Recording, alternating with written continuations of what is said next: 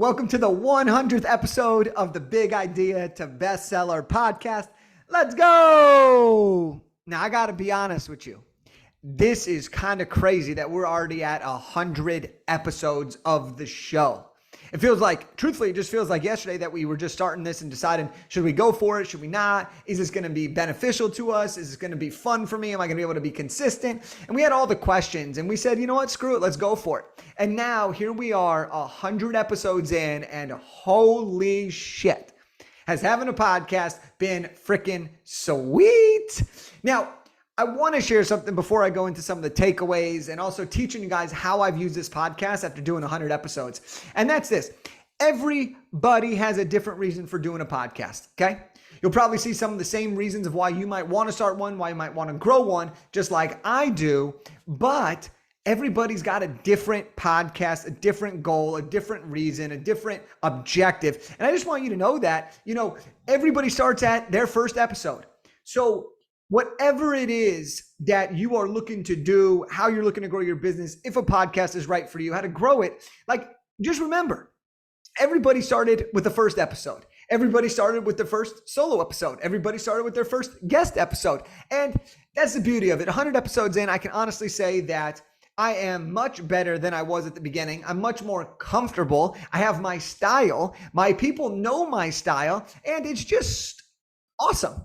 Simply put, it's awesome. And what's really cool for me is that people reach out and they're like, oh, Jake, I just binge watched 20 episodes of your podcast. And I'm like, holy shit, that's so cool to me that somebody is listening to me talk while they're driving to work, while they're at the gym. And look, I listen to podcasts all the time, so I get that. But when you're the one receiving that message, it feels so good. And it makes me feel like there's a reason that we did this podcast, and it's all worth it.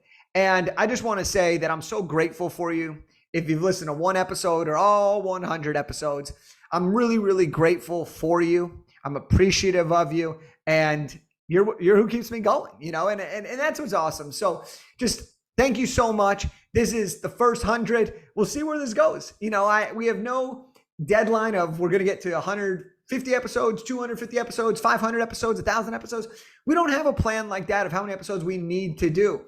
What we need to do is make sure that we are inspiring people, that we are giving people real good knowledge and bringing on some awesome freaking guests. So with that being said, I want to share with you 3 big takeaways, and then I'm going to wrap it up today by telling you exactly how we've used this podcast to grow our business. So the first takeaway is this. Downloads do not determine if your podcast is successful. Now, before you're like, Jake, no, literally the one metric that people can track for a podcast is downloads. I want to challenge your way of thinking, and I want to share you this. Downloads do not determine if the podcast is successful. They are a metric to help determine the podcast success. But the reason I say this is because you need to understand what your goal is and what your focus is for your podcast. If you are trying to create the largest possible podcast, then yes, listeners are going to be a big part of that. If you are trying to get sponsorships, that amount that you can make from a sponsor will typically be related to the amount of downloads you have. Okay. So numbers can be really important, but if you are using this podcast and let's just say you are in a super niche genre, listens might not be the number one focus, but being the authority in your niche might be. And therefore, you want to make sure that you're giving really, really great content. Maybe for you, the objective that you have is to just have fun and interview people. The numbers don't matter in that case because you're not doing it for the numbers. Maybe you're doing this because you want to network with potential business partners. And so you're inviting really great people on here. Whatever your objective is, that's how you need to determine if your podcast is or isn't successful. And that's what I've learned, because our podcast doesn't have the most downloads in the world. But you know what? Our podcast has driven leads. Our podcast has converted clients. Our podcast has been a great way for me to network. And our podcast has been a shit ton of fun. I freaking love talking into this microphone. And I love receiving the messages from people who say, Jake, your energy just absolutely fires me up. Or they'll say, Jake, I listened to podcast episode XYZ and wow, I never thought about a book that way. That's what we measure as success And you'll also see how we do this on the back end in a little bit. Takeaway number 2 is that after 100 episodes and interviewing a bunch of guests, people love to talk about themselves. Now, I've always known this. All right. I've read How to Win Friends and Influence People. I know that people love to talk about themselves. I know that this is an incredible avenue, though, to let people talk about themselves. Because when you become interested in others and ask other people questions, people become more interested in you. And so what I've learned, and the takeaway is that a podcast allows you to get great at asking questions. It allows you to get great at coming up with different questions, unique questions. It allows you to ask similar questions and get different answers. It's also a great way, because people love to talk about themselves, it's a great way to build new relationships. So maybe you want to have people on your show that could be potential partners or affiliates or referral people who are in complementary worlds. Amazing. It's a great way to build relationships with potential clients. It's a great way to build relationships with existing clients, to offer them more support. It's a great way to build relationships if you are trying to develop friendships. All right, there's so many reasons why somebody might do a podcast, but the ultimate takeaway that I got from this is people love to talk about themselves. So invite them on your show. People are going to say yes. You're going to build a relationship and great things will happen from that. It's just that simple. Takeaway number 3 is that when you interview a lot of people, you really get to learn about other people and their expertise. So one of the big takeaways is that I can become much better at my craft, and I can become much better at the general craft by interviewing people that are experts in their field. So the reason for this is because you get the inside scoop from somebody that's in their field. And guess what we do before we invite someone on? We say, is there anything that you really want to talk about or that you are an expert to talk about? And they will literally tell us their best topic. And what that does is that allows me to pull out their best information, which provides great value for our audience, aka you, but it also allows me to learn from them. And so I get the inside scoop.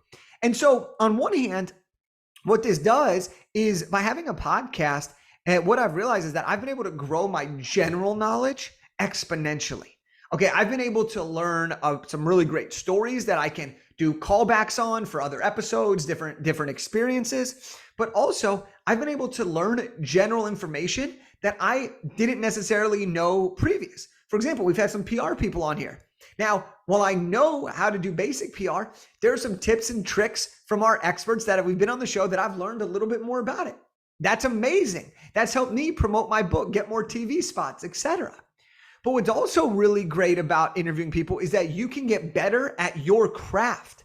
Okay, I am better at my job as a coach for people who want to write, publish, and launch nonfiction books because of the people that I've interviewed.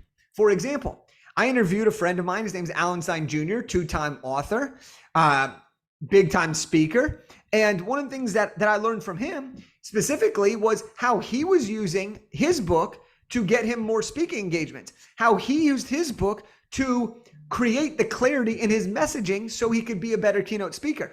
That type of information and those stories helps me be a better coach, but also allows me to share more information with our clients, helping them get better results. Another person that I interviewed is Corey Hott. Corey Hott not only now is one of my go-to referral partners, but Corey also taught us how to structure your book. And so I got to learn from someone who's a ghostwriter, someone who's been involved in 150 plus books, the proper way to write nonfiction books based on his experience.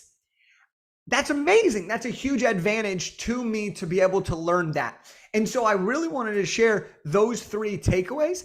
And now as we go into the back end, because it's the 100th episode, I want to give you a little bit extra juice on this one. And this is going to be how we've used the podcast to grow the business and to determine if we've been successful or not.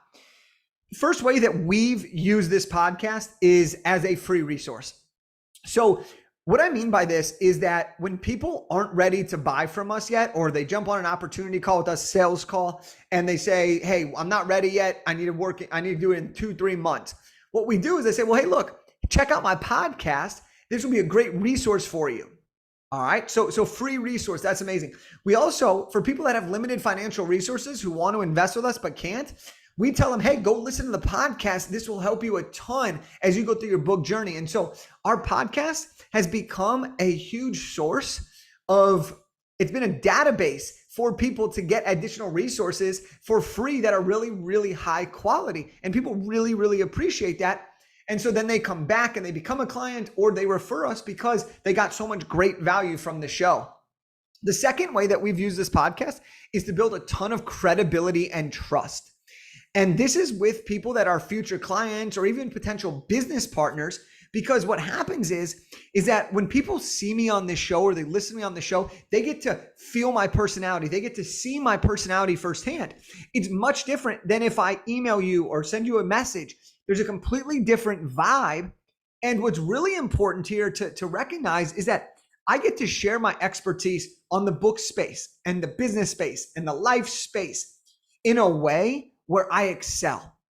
I excel on camera. I excel vocally. I excel in areas where I get to share my energy and get people fired up. And I know that. And so this is a great medium for me to share my expertise with you and with people that are listeners or thinking about working with us. It's also an unbelievable way, talk about build my credibility and build trust with a potential client, is they get to see, hey, do I resonate with Jake's style? Do I like the way he communicates? Some people don't like how energetic I am and how fast I talk. And great, you know what? There's another coach for them that will be perfect for them. Go there.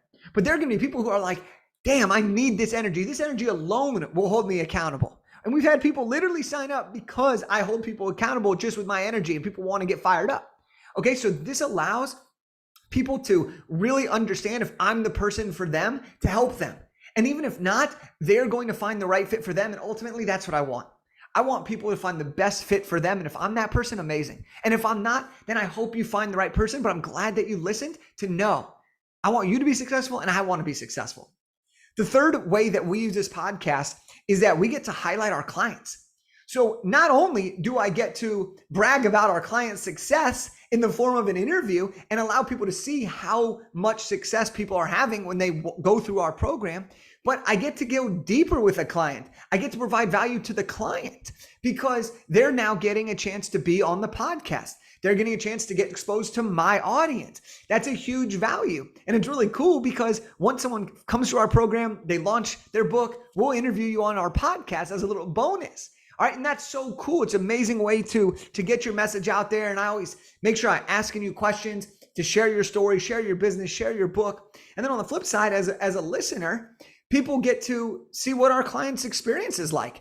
And I know that for me, when I listen to people's podcasts, I love when they're interviewing a client and actually talking about what was their experience. That lets me know if this coach is the person for me. It lets me know if I want to vibe with these people. It's awesome. Number 4, and I got 2 more for you. Number 4 is that this podcast, we use it to repurpose content. So this podcast becomes YouTube videos. This podcast becomes clips on social media. This podcast becomes, we take the best topics and we turn them into short form reels. We take the best topics and we turn it into blog posts. So I write a little script for every one of these episodes. Well, guess what? I can now turn this into content. For example, let's just say I wanted to make a LinkedIn post. Okay. I could do 3 takeaways I've had from doing 100 podcast episodes. Boom. That's a Fuego post. If I wanted to do a reel, I could do it both. But if I wanted to do a reel, maybe I'd say 5 ways I use my podcast to grow my business. And it would be these 5 ways that I'm sharing with you right now. So that saves us a ton of time in content creation because I've already created the content. Now we just have to repurpose it. And the last big thing that I'm going to share with you right now is that we use this podcast for me as a networking tool. I love to network. Okay, this is me. Some people hate networking, but if you hate networking, this is a really easy way because it's an easy ask. You just say, hey, do you want to be on my podcast? And you can do a 10-minute episode all the way to an hour to 3 hours, whatever you want. Ultimately, it's your podcast. Do whatever the frick you want. But the coolest thing here is that you get to network with incredible people. And I'm going to share with you the 3 types of people that I typically network with, okay? Number 1 is potential partners. So maybe I'll bring on an editor who I want to teach my audience about editing and different things, but maybe I'm going to interview them and see if I like their style, learn more about their editing style, and they could potentially become a partner. I could refer them, I could hire them, I could contract them, I could do all types of things, and they also can decide if they want to work with me. So it's a great way to build relationships with potential partners while also still being really, really valuable for the listeners. The next is the high-level people that I want to get to know.